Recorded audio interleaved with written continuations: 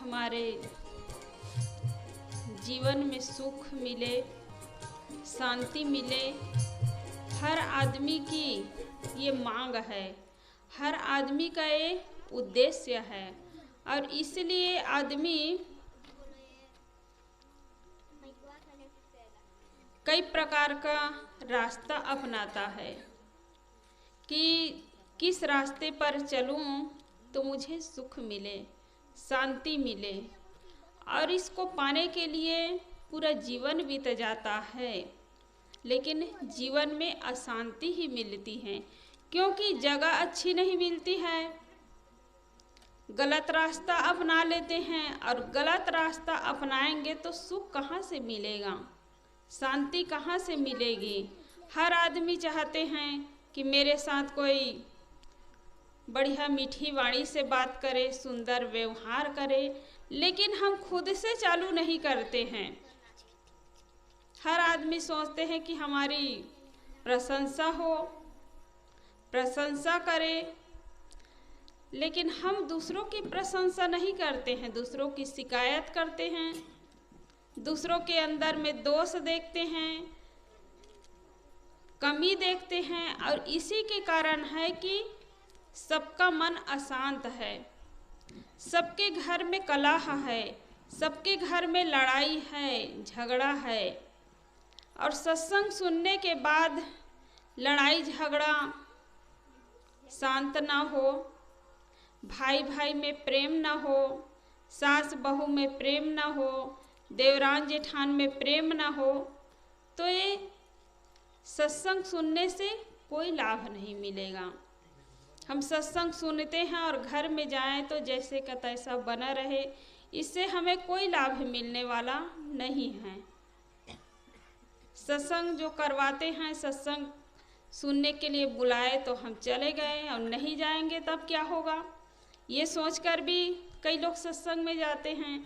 सत्संग के लिए बुलाना ना पड़े, कहीं नाच गान होता है, कुछ कार्यक्रम होता है, उसमें बुलाने की ज़रूरत नहीं पड़ती। हम पहले से जा कर के अपना कुछ बिछा देते हैं, बैठने के लिए जगह बना लेते हैं वहाँ पर कि सामने बैठेंगे तो दिखाई देगा।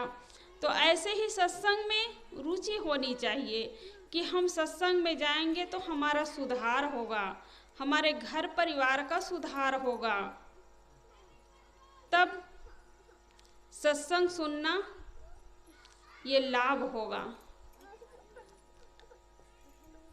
आज अभी हम सुन रहे थे कि सत्संग वाले नगरी चलो रे मना।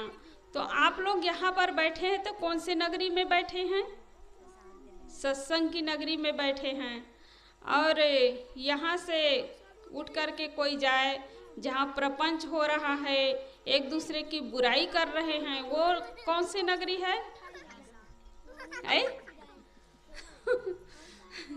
ये सत्संग की नगरी है तो वो कौन सी नगरी है? परपंच की नगरी है ना, बसंग की नगरी है। तो उससे लाभ नहीं होगा। सबके जीवन में अशांति, कोई कह रहे हमारी बहू ऐसी है, बहू की बुराई हो रही, सास की बुराई हो रही है, भाई भाई की बुराई हो रही है, बाद में बंदगी होगी। और इसी झगड़े को शांत करने के लिए ये सत्संग की आवश्यकता है। सत्संग में आने से सद्बुद्धि मिलती है, और सद्बुद्धि मिलती है तो एक झोपड़ी में रहकर भी स्वर्ग का आनंद ले सकते हैं। और सद्बुद्धि नहीं मिली तब अपार धन संपत्ति पाकर भी सुख मिलने वाला नहीं है, शांति मिलने वाली नहीं है। जैसे रावण को ले लीजिए, रावण के पास कोई चीज़ की कमी नहीं थी, सोने की लंका में रहने वाले रावण, उसके मन में शांति नहीं, तृष्णा के चक्कर में पड़ करके एक दूसरे के साथ मार काट, लड़ाई झगड़ा। कंस के पास कोई चीज़ की कमी नहीं थी, केवल सद्बुद्धि की कमी थी। इसलिए ये सत्संग की आवश्यकता है। और महात्मा गांधी का नारा भी है, ईश्वर अल्लाह तेरो नाम, सबको सम्मति दे भगवान। सबको संपत्ति दे भगवान ऐसा नहीं कहा है, क्योंकि संपत्ति पाकर लोग क्या करते हैं और लड़ाई झगड़ा कलह में जीवन बिताते हैं। इसलिए सद्बुद्धि की आवश्यकता है। सद्बुद्धि जिनके मन में हो, जिनके अंदर सद्बुद्धि हो, उसका घर परिवार स्वर्ग है। वो स्वर्ग का आनंद ले सकते हैं। स्वर्ग कहीं ऊपर में नहीं है, स्वर्ग कहाँ है?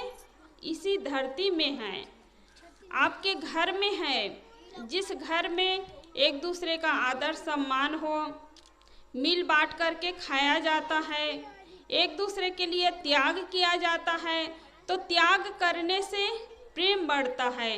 देवरानी है वो जेठानी के लिए सोचे कि पहले जेठानी को मिले, पहनने ओढ़ने की सामान है, खाने पीने की सामान है, देखने के लिए कहीं जाना हो, घूमने के लिए कहीं जाना हो, तो हम दूसरों के लिए सोचे तो दूसरा आदमी भी आपके लिए सोचेगा। और हम केवल अपने लिए सोचते हैं तो सामने वाले भी अपने लिए सोचते हैं। फिर वही शिकायत करते करते पूरा जीवन बीत जाता है। घर में सुख नहीं, घर में शांति नहीं। तो हम मिल बांट करके खाना सीखे। भाई भाई का काम ना आ सके, बहन बहन का काम ना आ सके, सास बहू एक दूसरे का काम ना आ सके, तो घर कैसा होता है? वो नरक जैसा होता है। आज भाई एक दूसरे को देख करके मुख मोड़ता है। वही भाई जब छोटा रहता है तो एक दूसरे के बिना रह नहीं पाता है, लेकिन बड़ा होने के बाद एक दूसरे को देखना नहीं चाहता है। तो सत्संग में जाने से सद्बुद्धि मिलती है, भाई भाई के लिए प्रेम होता है। एक महात्मा जी एक घर में जाते थे तो दो भाइयों में इतना प्रेम था, बहुत ज़्यादा, एक दूसरे के बिना वो रह नहीं पाता था। लेकिन 10 साल बाद में वो महात्मा जी फिर गए उसी घर में, तो जो भाई भाई एक दूसरे के बिना रह नहीं पाता था, 8-10 साल का रहा उस समय, तो एक दूसरे की शादी हो गई थी और अलग अलग जगह उनका घर बस गया था। तो बड़ा भाई पुराना घर में रहा, छोटा भाई कहीं दूर में मकान बना लिया था। तो जैसे ही महात्मा जी जाते हैं और देखते हैं बड़े भाई को, तो पूछने लगे कि बेटा तुम्हारा छोटा भाई कहाँ है? एक दूसरे के बिना तुम लोग रह नहीं पाते थे, एक दूसरे के बिना खाना नहीं खाते थे।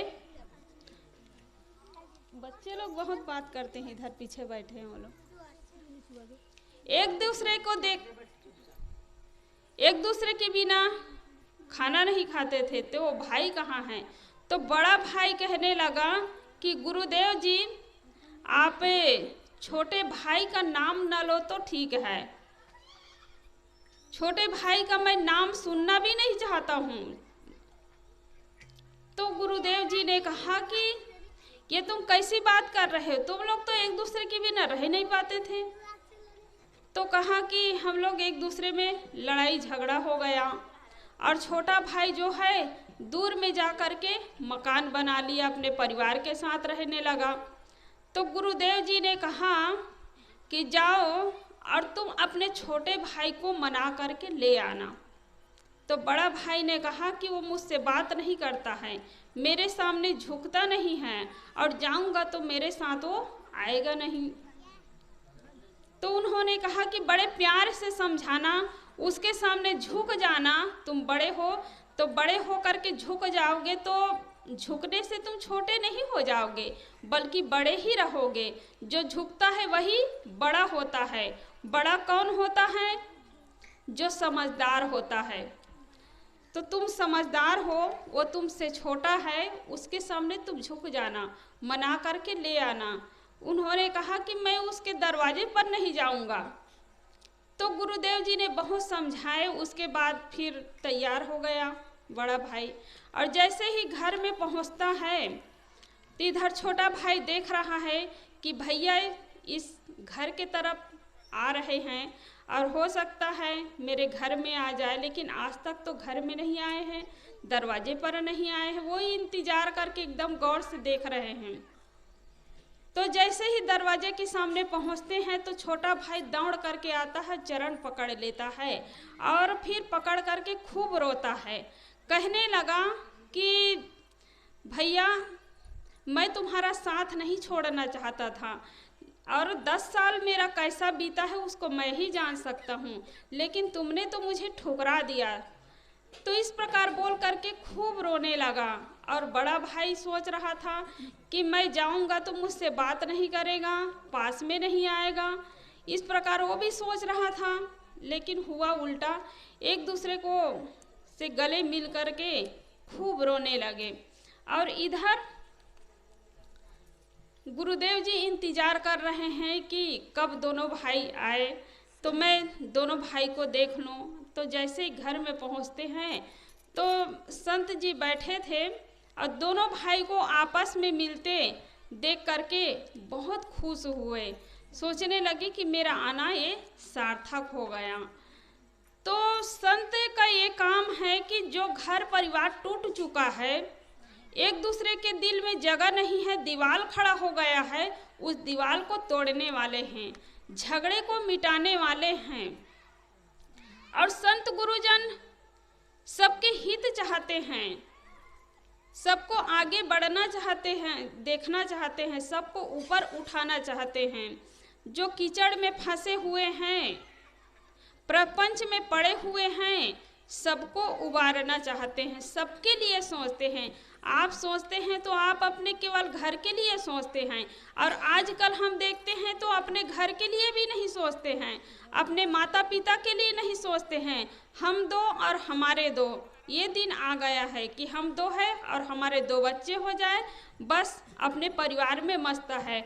जिस माता पिता ने खूब कमा करके रोजी मजदूरी करके पढ़ाए लिखाए, खुद भूखे रह करके बच्चों को खिलाते हैं, अपने लिए कपड़ा न खरीद करके बच्चों के लिए कपड़ा खरीदते हैं, अपने लिए चप्पल न खरीद करके बच्चों के लिए, तो हर प्रकार से बच्चों के लिए सोचते हैं कि जैसे शादी होती है 1-2 साल बीतता है, जब नन्हा सा बच्चा आ जाता है तो हर माता पिता अपने लिए नहीं सोचते हैं, केवल अपने बच्चों के लिए सोचते हैं। बच्चा छोटा है लेकिन भविष्य को लेकर के वो चिंतित रहते हैं कि बच्चों को कैसे पढ़ाएंगे लिखाएंगे, बच्चों के लिए मकान बनाना है, बच्चों के लिए गाड़ी खरीदना है, ये हर माता पिता बच्चों के लिए सोचते हैं। लेकिन वही बच्चा जब बड़ा होता है, शादी होती है, तो फिर अपने माता पिता के लिए नहीं सोचते हैं, अपने भाई के लिए नहीं सोचते हैं, तो हम अपने परिवार के लिए नहीं सोच पाते हैं। लेकिन गुरुजन जो होते हैं, संतजन जो होते हैं, पूरी दुनिया के लिए सोचते हैं कि कैसे दुनिया के लोग दुखों से छूट सके। आज लोग दुखी जीवन जी रहे हैं, धन के कारण कोई दुखी नहीं है, मकान के कारण कोई दुखी नहीं है, कपड़े के कारण कोई दुखी नहीं है, लेकिन मन से वो दुखी हैं, टेंशन तनाव में जीवन जी रहे हैं। तो संत जन जो होते हैं ये मन का इलाज करते हैं और पूरी दुनिया के लिए सोचते हैं कि इनके जीवन में सद्बुद्धि मिले। और सद्बुद्धि कहाँ मिलेगी? ये सत्संग में ही मिलती है। लेकिन सत्संग में आने के लिए लोगों के पास टाइम नहीं है। हर चीज़ के लिए टाइम मिल जाएगा, अखबार पढ़ने के लिए, मोबाइल देखने के लिए, टीवी देखने के लिए। कितना भी थकान हो, काम करके आते हैं, ड्यूटी से आते हैं, बहुत थकान लगी रहती है, लेकिन फिल्म देखे बिना, मोबाइल देखे बिना किसी को नींद नहीं आती है।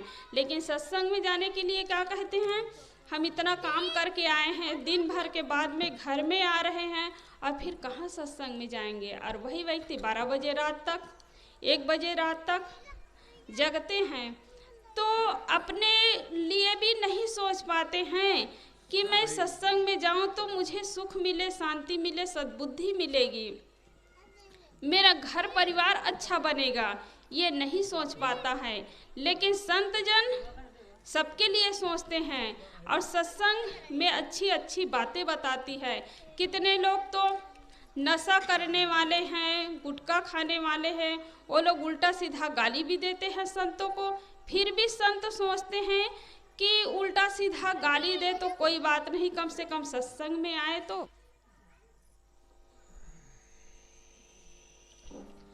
संत जी कुल मिलाकर के उसको सत्संग में बुलाना चाहते हैं। उसके लिए कई प्रकार के युक्ति भी निकालते हैं।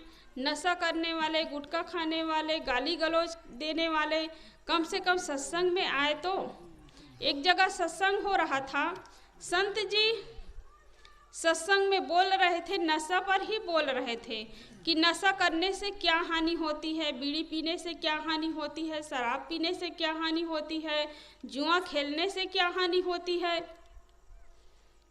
तो नशा पर बोल रहे थे संत जी। तो 3 नवयुवक आ ही रहे थे सत्संग की ओर, और जैसे ही सुनते हैं नशा करने से हानि होती है तो वो लोग फिर वापस लौट करके जा रहे थे। तो संत जी इधर सत्संग में बैठे थे, प्रवचन कर रहे थे, और फिर देख रहे थे कि 3 नवयुवक आ रहे थे, वो लोग वापस चले गए। इसका मतलब है कि ये लोग नशा करने वाले हैं, बीड़ी पीने वाले हैं, शराब पीने वाले हैं, जुआ खेलने वाले हैं। वो संत जी समझ गए, क्योंकि अच्छे लोग जो होते हैं सत्संग सुन करके वो सत्संग की ओर आएगा, और जो बुरे लोग हैं वो सत्संग की ओर ना आकर के वो लौट करके वापस चला जाता है।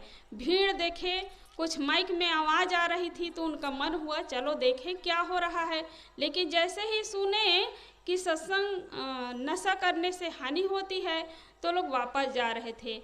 तो संत जी देख करके युक्ति निकाले और उन लोगों को बुलाने के लिए कहने लगे कि बीड़ी तो नहीं पीना चाहिए, लेकिन कभी कभी सुबह एक बार कम से कम पी ले, सुबह शाम, तो कोई हानि नहीं है।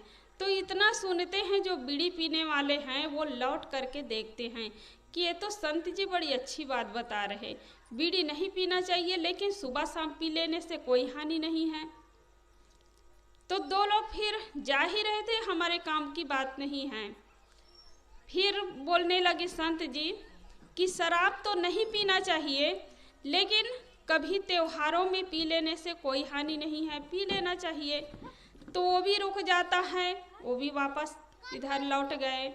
फिर एक बचे जो जुआ खेलने वाले हैं, तो जुआ खेलने वाले लौट करके जा रहे थे। तो फिर संत जी बोले कि जुआ तो नहीं खेलना चाहिए, लेकिन कभी कभी जुआ खेल लेने से कोई हानि नहीं होती है।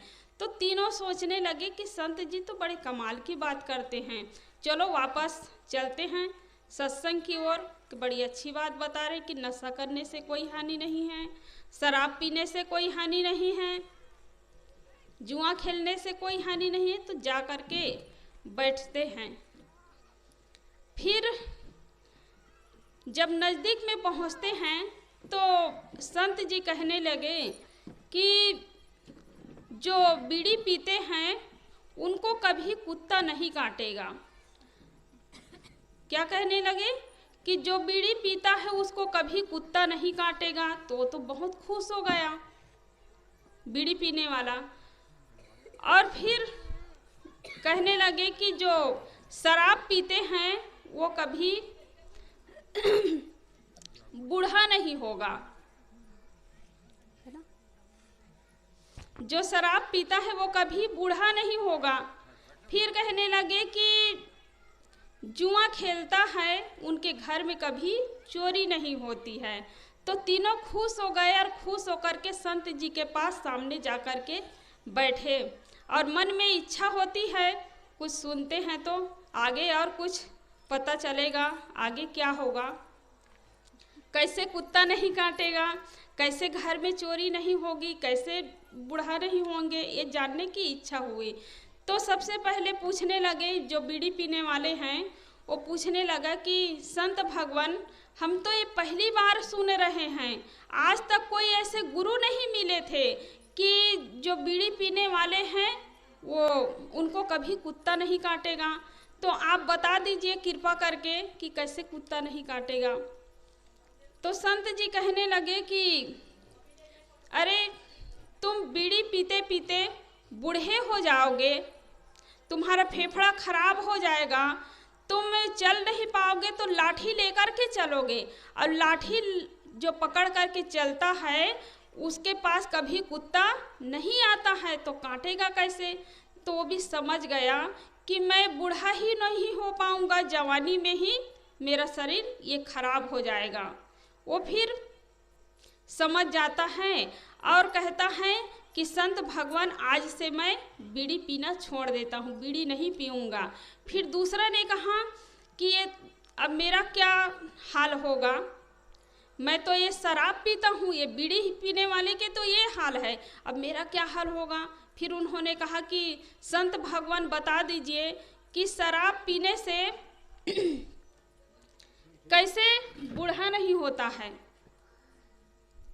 उन्होंने कहा कि शराब पीते पीते तुम्हारा शरीर एक खोखला हो जाएगा और तुम जवानी में ही मर जाओगे, जवानी में ही मर जाओगे तो बुढ़ापा कहाँ से आएगा। तो वह भी समझ गया और कहने लगा कि आज के बाद मैं शराब नहीं पीऊँगा, अच्छा जीवन जीऊँगा। जो कुछ बचा है इधर, तो जितनी उम्र बीत गई चाहे जैसा भी हो, लेकिन अब इधर बची है उसको अच्छा समय में बिताऊंगा, सत्संग में बिताऊंगा, अच्छा जीवन जीऊंगा। और फिर एक तीसरा व्यक्ति बचा था कि उन्होंने पूछा कि संत भगवान बता दीजिए कि जुआ खेलने से घर में चोरी कैसे नहीं, घर में चोरी नहीं होगी। ये तो अच्छी बात है कि चोरी नहीं होगी, लेकिन कैसे चोरी नहीं होगी बता दीजिए। तो उन्होंने कहा कि तुम जब जुआ खेलना शुरू करोगे तो जुआ खेलते खेलते तुम्हारा पैसा, तुम्हारा घर, तुम्हारा परिवार सब बिक जाएगा, तुम्हारे पास कुछ बचेगा नहीं, तुम्हारे घर में कुछ धन संपत्ति जमीन जायदाद कुछ नहीं बचेगा, तब तुम्हारे घर में कहाँ से चोरी होगी। तो वह भी एक समझ जाता है, तीनों समझ गए और फिर सत्संग के प्रति उनके मन में लगाव हो जाता है।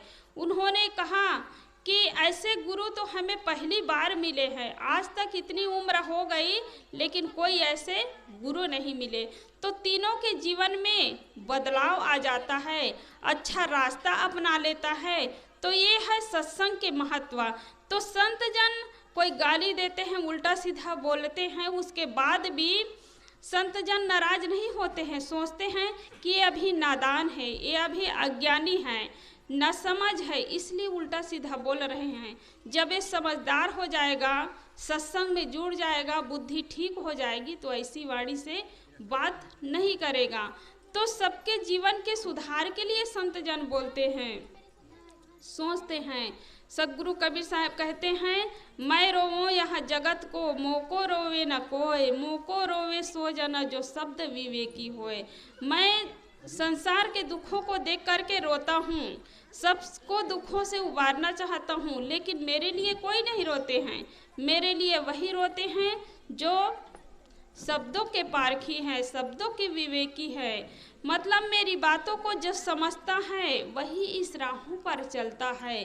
तो संत जन सबके हित चाहते हैं, तो गुरुजनों के शरण में जाएं, सत्संग में जाएं और समय निकाल करके सदग्रंथ पढ़े। कहीं पर भी सत्संग होता है, संतों के निकट जाते हैं तो सदग्रंथ खरीद लेना चाहिए और रखना चाहिए।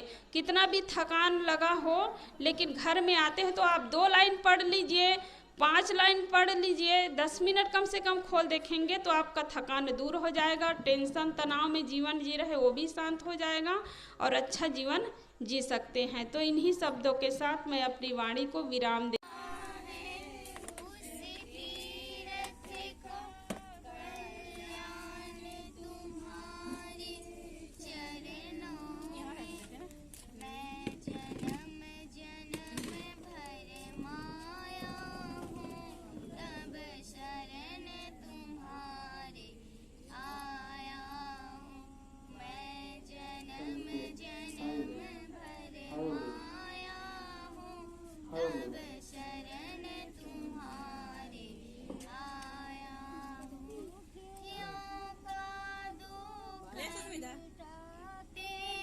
तब दया दृष्टि